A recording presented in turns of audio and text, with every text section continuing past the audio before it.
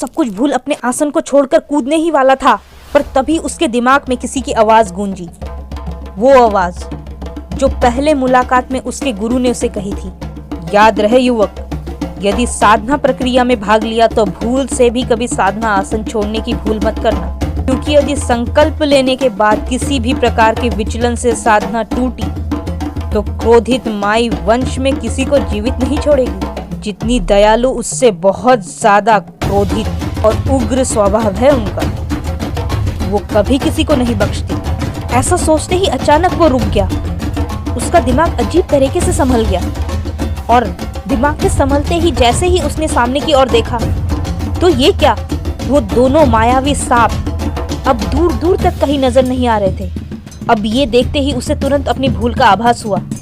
उसने माँ तारा से माफी मांगी और मन ही मन अपने गुरु को प्रणाम कर पुनः मंत्र क्रिया आरंभ की। उसके कुछ देर बाद ही सुबह का कोपल फूटा और उसी के साथ उसका मंत्र उच्चार भी पूरा हुआ।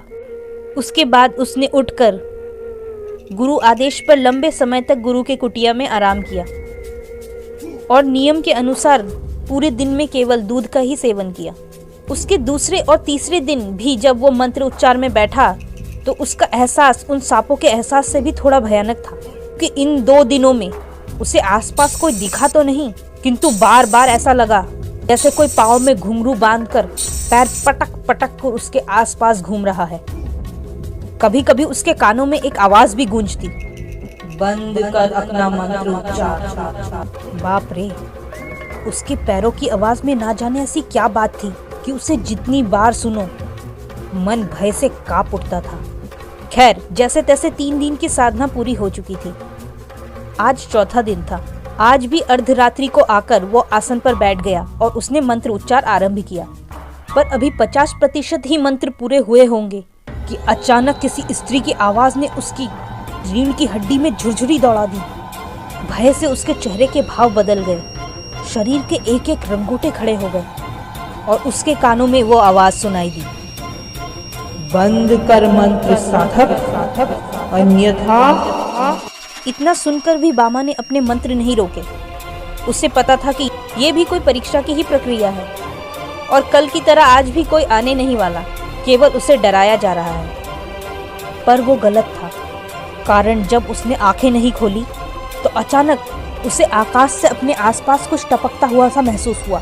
न जाने वो चीज उसके टपकने के बाद जंगल में अजीब सी चट चट चट चट चट की आवाज आ रही थी। जब आवाजें कुछ ज्यादा ही हो गई तो उससे और ना रहा गया और आज भी उसने अपनी आंखें खोली, पर आंखें खोलते ही उसके भय का ठिकाना ना रहा, कारण थोड़े ही पल में अचानक पूरा महाशमशान धू धू कर जल रहा था।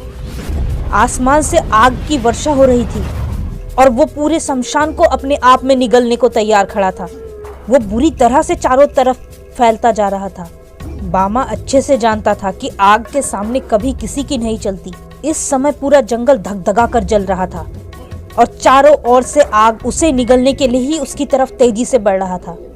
पर अभी भयानक दृश्य बाकी था, कारण उस आग के साथ उसे कुछ और भी अपनी तरफ तीव्रता से बढ़ता हुआ नजर आया।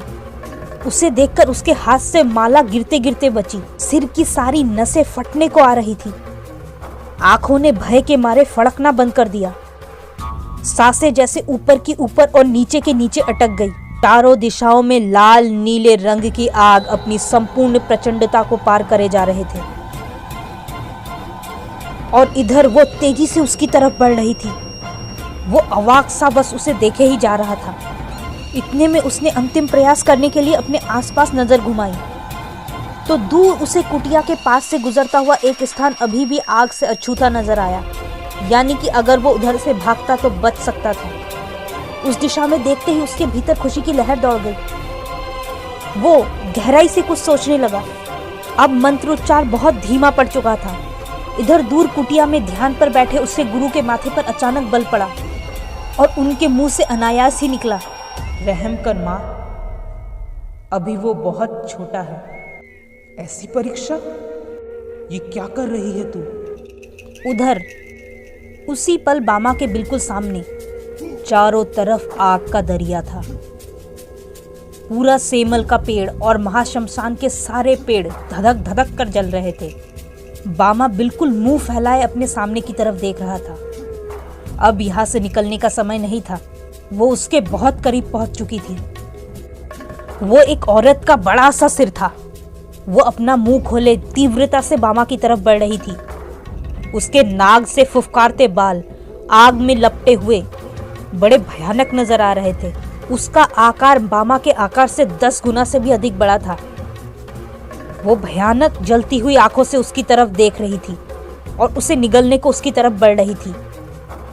ये देखकर हल्के से बामा पीछे की तरफ सरका, पर वो वहां से उठता इससे पहले ही उस आग से लिपटे बड़े से सर ने उसे घप से मुंह खोलकर अपने अंदर निगल लिया।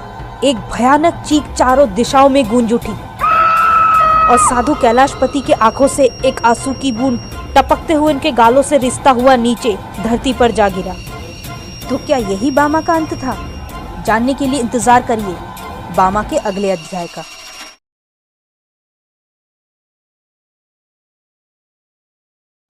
Hello guys, welcome back to my channel. मैंने पहले ही कहा था कि इस बार मैं जल्दी वीडियो लेके आऊँगी और ले आई, तो अब आप लोग भी टाइम से देखिए इसको, लाइक करिए, कमेंट करिए, शेयर करिए दोस्तों के साथ प्लीज़। इतने सारे लोग हैं जो वीडियो देखते हैं फिर भी सब्सक्राइब नहीं करते, वेरी नॉट फेयर। प्लीज़ हाँ सब्सक्राइब करो। और प्रतिलिपि वालों, मैंने कहा था ना जल्दी से स्टोरी वर्ल्ड पे विजिट करते रहो, लेकिन आपने नहीं किया। इसमें आप ही का नुकसान है, मुझे क्या, मैं और कुछ नहीं बोलना चाहती, बस मैंने क्लियर हिंट दिया है। फिर मत बोलना कि शिल्पी कुछ बताती नहीं है। जो भी विजिट कर रहा है ना स्टोरी वर्ल्ड पे वो फ़ायदे में ही है, बस इतना समझ लो। और मनोज सर, आपने पिछले वीडियो में कहा था कि लड़कियां तो नाजुक होती है तो वो बता देती है कि डर लगा है, लेकिन हम लड़कों का क्या, हम बता भी नहीं पाते कि डर लगा है बहन। तो बता दीजिए भैया, यहाँ पे सबको पता है शिल्पी डराती है, तो सब आपके दिल की बात समझेंगे, डोंट वरी, मैं भी समझती हूँ। तो अब आते हैं बामा पर। तो बामा के लाइफ में ऐसी स्टोरी घटी थी जो शायद कोई लाइफ में कभी इमेजिन भी नहीं कर सकता। कल्पना में भी हम इतना भयानक और इतना अद्भुत सोच नहीं सकते जितना उनके साथ सच में घटा था। तो अगले भाग का इंतज़ार करिए, अगला भाग सच में इससे भी ज़्यादा हॉरिबल होने वाला है। तो चलिए दोस्तों, अब मिलते हैं नेक्स्ट पार्ट में, ठीक है? तब तक के लिए अपना ध्यान रखें, बाय बाय।